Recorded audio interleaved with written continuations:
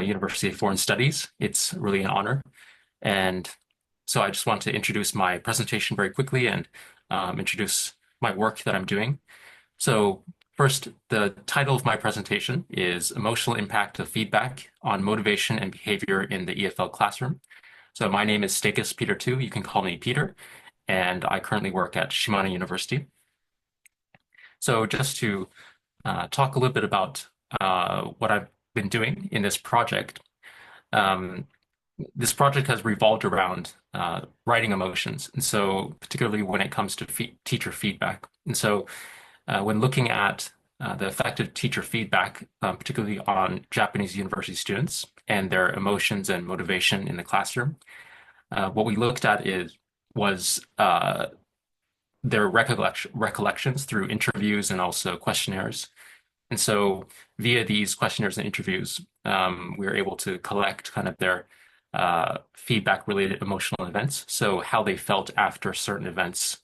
And these events were perhaps more um, emotionally significant in their writing experience. And things that were things that influenced their writing motivation. And so when we looked at, let me see if I can make this screen. So when we looked at this, we interviewed 35 students. And so these were second year students who had taken 2 years of writing courses. And so these courses were required for uh, their majors at the time. And so um, they had a suffer level of A2 to B1. And so it's a little bit of a range, but most of them had a relative proficiency to produce a sufficient degree of writing. Okay, so So first, when looking at the method, theory the main driving thing was the academic critical stuff incident technique. And of so this trying to technique make it help is in learning kind to of drive. focusing on things So, that were the first directly guiding principle uh, to that what you I'm could going to actually talk to you trace a about cause and today effect comes from actually a relationship. And so sociological these are perspective. things that, for Behind example, these slurs, it's about students were able to the difference pinpoint between certain feedback events domination that or correlated partnership. with a particular emotion, and then that emotion correlated with a particular change in their motivation. And so these are things that students were able to recall back in their memory. And so things that were significant enough that they were, even after a year had passed, even, they were able to go back and think, this had an impact on my experience, even up to this point. And so they reported on positive and negative incidents related to teacher feedback over 2 years of writing. Um, and so after we had them fill out a questionnaire, we did a follow-up interview with about half of the students. And when we conducted these interviews with the students, a lot of them reported negative incidents. And so the students who we wanted to interview were the ones who reported not only positive experiences, but also negative ones. And so it was quite a large number. Out of 35, 21 participants reported some sort of significant negative experience with their writing course when it came to teacher feedback. So that was pretty significant. And so three teachers who were in charge of the writing courses reported their recollections of the changes as well. And so the students took the courses from these three instructors. And so these three teachers were able to also report what they observed in students' emotions and writing motivation. And so in essence, we were able to collect kind of the perspectives of not only the students, but also the teachers. And so it provided a more comprehensive and approaching, not so subjective, and trying to be as objective as we could when it came to analyzing the data. And so when we looked at the interviews during the questionnaires and interviews, we asked these particular things. So, what was the time and place? Was there a particular assignment that these events were correlated to? When it came to the feedback, what was the feedback like? When it came to the emotions experience, what were the emotions involved? Um, and what was the particular effect on emotion? So it could be something like a drop in motivation, an increase, or even many of the times it could be a combination. And so depending on whether or not it was kind of an intrinsic or extrinsic increase in motivation. And so And so I'll go a little bit more into that later. But basically, for especially for negative incidents, we looked at how the feedback could have been different as to avoid negative emotions. And so if the students reported, for example, negative incidents, we also asked them how you would prefer the feedback to have been given. And so students were able to give their suggestions as to what they wished the teacher could have done in terms of the feedback. And so that was very valuable in a sense because students are not usually able to, uh, during a course, kind of give that sort of feedback to teachers. And so when we looked at this is just a kind of a short, kind of a simple illustration of kind of like what we were trying to achieve. But since a lot of times you have students and teachers who are just kind of trying to guess what the other party is thinking, there's oftentimes not a very objective observation, perhaps on both ends. And so what we tried to do is kind of combine those two to try to approach something that was more objective. And so the critical incident technique, which I mentioned a little bit earlier, uh, is trying to establish that sort of cause and effect relationship. And so kind of identifying things that were students could identify a particular incident that had a specific and certain connection to a result. And so basically the incidents were the feedback methods or the sort of feedback that the teachers were giving at the time. And the result was the resulting effect on the emotions or an subsequent motivation on the students. And so we asked not only the students, but also the teachers. And so the teachers and students were both able to report what they felt were the cause and effect scenarios in this case. And so when we looked at the teacher observations and student recollections, we sort of tried to find what was the reality or what kind of overlaps we found. And so whatever overlap would probably be closer to what was the actual situation. And so when we looked at student recollections, a lot of the positive emotions after receiving feedback were as such. And so 13 of 15 participants reported positive emotions after receiving feedback.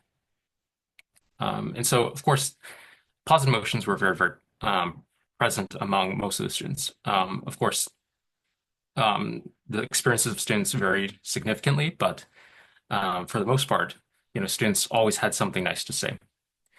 Almost all the participants, 12 of 13, reported incidents that were not at the beginning of the university. And so there was a trend where oftentimes the negative emotions were more associated with the beginning of their time at university. So oftentimes the first semester as a first year student. And this was a common trend across the board. And so with negative emotions, it might be something that usually happens in the very beginning of someone's university life. And so feedback, in terms of what was seen as positive, feedback that include praise. So when teachers gave praise, and when teachers gave advice and when they point out mistakes, when the teacher showed interest, and when teachers solicited students, so they one-to-one feedback and they gave guidance. These were things that the students pointed out as positive incidents, and so or categories of positive incidents. And so the number of participants is listed here. And so the types of emotions that were associated with these sorts of feedback were joy, empowerment, inspiration, positive leaning. And so, of course, some of these emotions were also overlapped. So it wasn't always just one particular emotion. But overall, these were kind of positive emotions that were associated with the feedback. And 12 of these participants reported an increase in motivation. And so this probably isn't too surprising. I think with positive feedback, there oftentimes is um, expectedly an increase in motivation. With negative emotions, however, so previously mentioned, a lot of them happened at the beginning of university.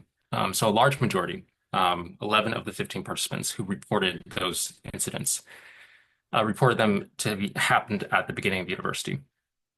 And so the types of feedback that were associated with negative incidents, again, not all of them were so different from the positive incidents. So again, there is a nuance of what the feedback was like. And so it wasn't just perhaps simply pointing out mistakes, but it was perhaps how it was given as well.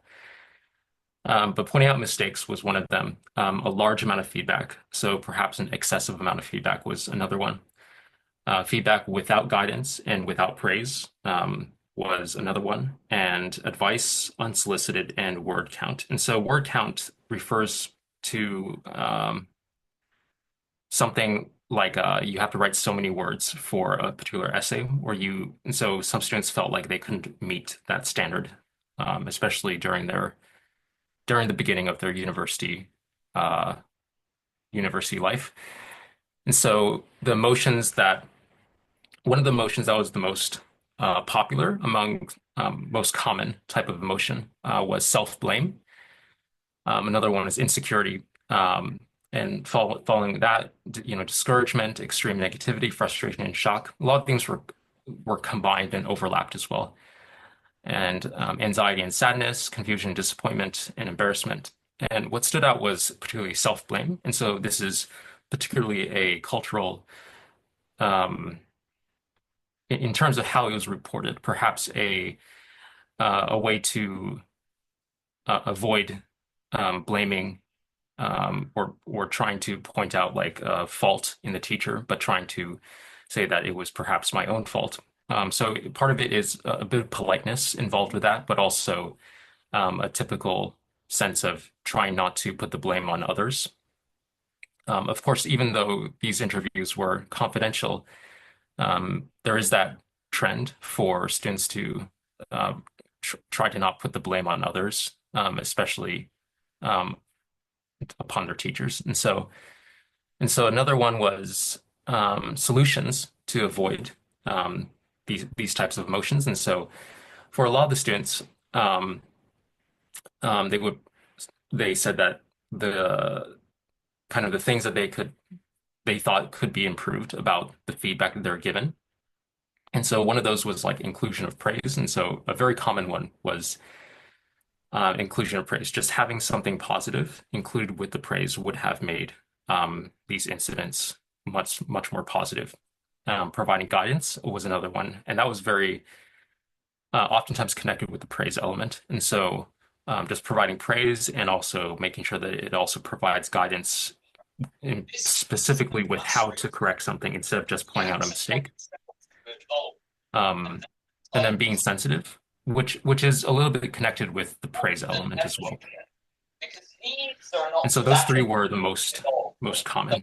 The means with which And to then seven collect participants that reported data. an increase in motivation, while um, seven reported a decrease in motivation. And so what was interesting was that um, there was a increase in motivation paired with the decrease in motivation. So a lot of the times students would find that the um, receiving negative feedback increased their motivation to not get that experience repeated. And so basically because they didn't want that experience or that um, they didn't want to receive that negative feedback again, they were motivated to not receive that feedback again. And so there was still an increase in motivation, even when there were negative emotions. And so, however, much of the time that increase in motivation was also connected with the score. And so it might not have been so oftentimes what would happen is you would have a decrease in motivation when it came to their writing interest, but there was an increase in motivation to increase their score. And so it was more of an extrinsic increase of motivation to just simply get a better score in the class, um, which is a bit short term, but uh, but it kind of makes sense in the context of a student when they're receiving negative feedback.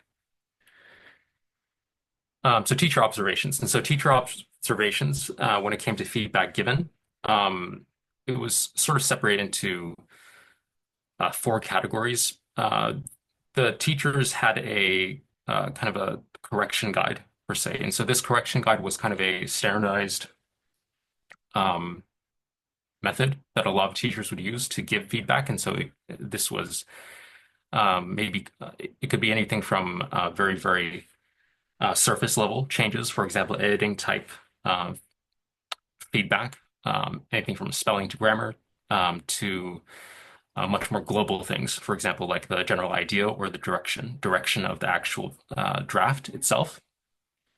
And so oral feedback was another one. So asking teachers to recall what type of feedback they gave orally to students during class or one-to-one. And then when it came to clarification and help, what kind of clarification and help did they offer students? And so the teachers, when it came down to what types of observations they observed, what they saw in among the students, they saw in terms of positive things, they saw happiness and satisfaction, pride and confidence, joy, pride, enthusiasm. When it came to negative things, they found discomfort, overwhelming, uh, yeah, students feeling overwhelmed, panic, motivation issues, and shyness. What was interesting is that a lot of these emotions were much more general than compared to like the students' perceptions. And I think that's understandable because the teachers, when they're teaching, they're not actively observing these things.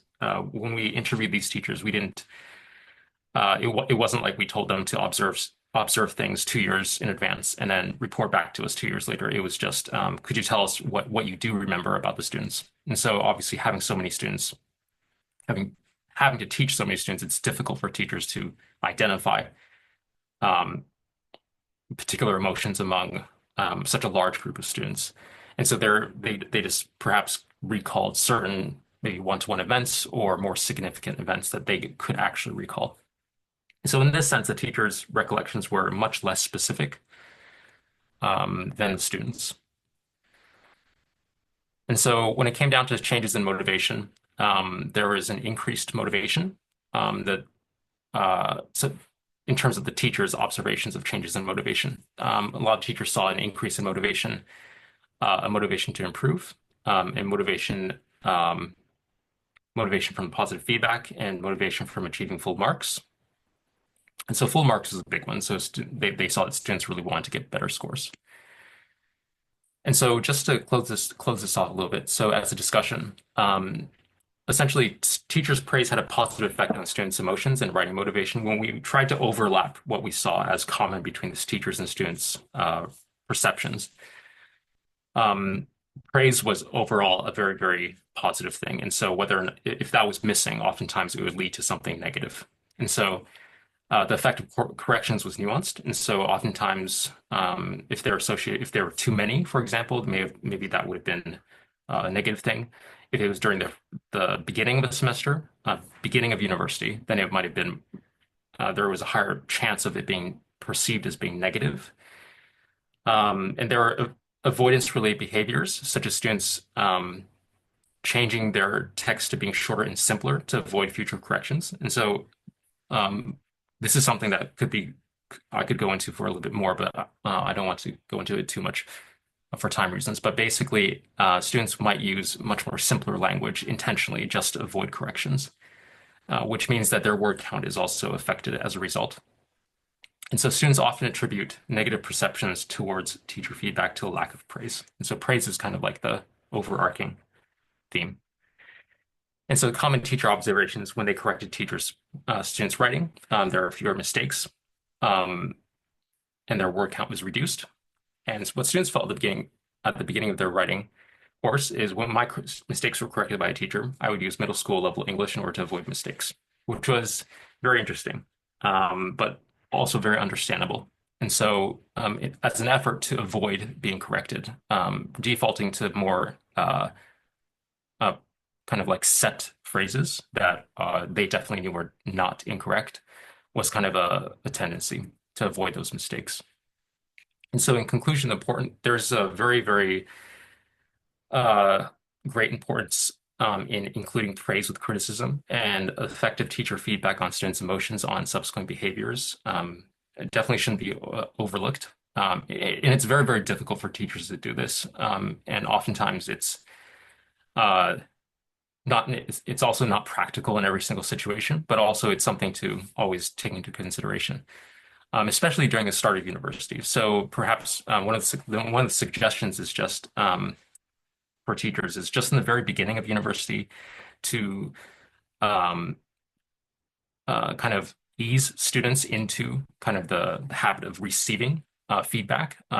It is much more difficult for students to jump into, especially when it comes to like all English classes, to jump into receiving feedback suddenly, especially when it comes to feedback that they're not used to. So, so I just want to close off with some related works, and I hope I haven't went over time. Anyways, thank you so much. And if there's any questions, anyways, thank you. Thank you very much.